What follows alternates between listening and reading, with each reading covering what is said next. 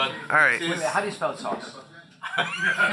Applesauce, S-A-U-C-E. I like No, that. because beside you there is an apple sauce, but that was your original one. Oh, well, yeah. Okay. This is the Okay. right one. No, anyway, this is a new project from a guy called John Morris, and he presented it last year in Kansas Fest. Now he just came out with version 2 of this hardware, and also he's doing the software all the time. So what Applesauce does, it's a Mac only right now, it's going to be later.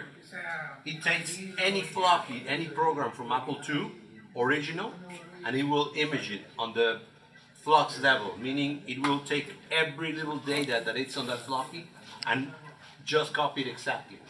And Copy protection is not an issue then. not an issue. Because So on a bit level. exactly. So you will make an exact From copy of the magnetic floppy, flux level. and it will save it in a WAS format. .was is a new format that they created, and that floppy can be run in an emulator, and it runs perfectly with the copy protection. So this is the machine to create it. So Sorry, would it also run on the original? You said on an emulator? well, right now it runs in emulators. There's one SD card that will read WAS files, and you can run it on the original floppy. So you connect it, you run it, and it works on the original. Okay. There will be, he's talking about writing back those images. But it's tricky because they used to use a lot of tricks to write those code protection. Yeah. So some of them were modified hard drives. And those may not be able to work. Because they used to do things that a normal floppy drive will not save into the floppy. But other than that, 95% of the programs will be able to write again. Wow. So what I did, I modified. He sells you this machine, and there's also adapted. There's a red cable over here that goes inside the floppy, and inside the floppy you gotta put.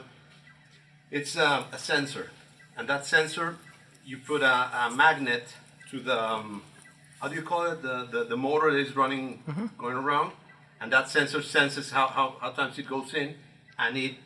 I don't know, somehow it connects to the software and it reads it. This is an image of a floppy that I just put in, and it read it. It takes like 2 or 3 minutes, sometimes 4 minutes to make that image.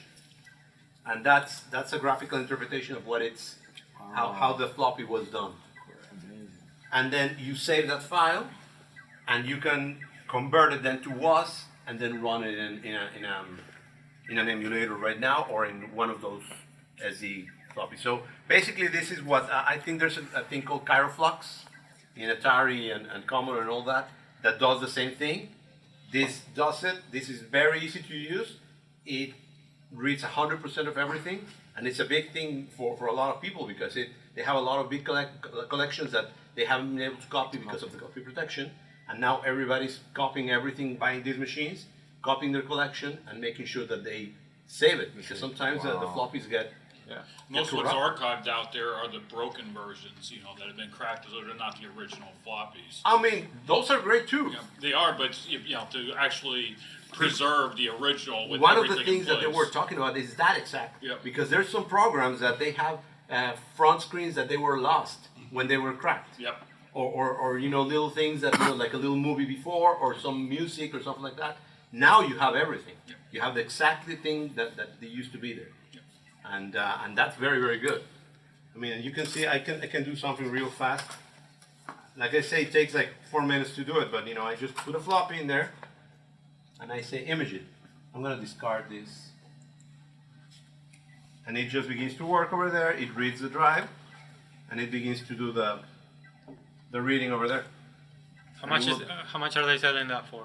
I think it's $250. It's not cheap, but it's very, very complicated. Innovative. And innovative, and you need to modify your floppy drive also to put that thing. And also that's another thing. They designed it to be in full height floppies, and it's tricky to put it in half height floppies. So I had to do some tricks to put it in there, but it works, and as you can see, it works perfect. So what's your YouTube channel where you put that video about? If you look for Havmaster, JAV Master, that's on YouTube. on YouTube. That's And right. The latest video is about that modification. Yeah. You did a video on putting the Yep. the position sensor Right. in that floppy drive. Right. Don't forget to subscribe. Don't forget to subscribe. Don't forget to Click the bell and subscribe. It's almost done. Hit the bell. Yeah, it does 2 or 3 passes because it does quarter tracks and half tracks. I don't know what the name of those, but it does several times, and actually you can tell it to pass more, do more passes. So it takes all the data from the floppy. And it's very funny because also the crackers nowadays are getting a lot of information from the original ones that they didn't get. So they're talking about that. Oh, this different, and this protection is different. This is one thing called Spira disk that they used to use some of the, I think, Electronic Arts or I don't remember if it was Brotherhood or something like that. And they used this kind of disk copy protection that was called Spira disk. It was very difficult to copy and to make copies of it. So this is something that, and I don't have a big collection of originals, but anyway, I want to have it just in case I get something or somebody needs, have some floppies that they need to image and save for posterity.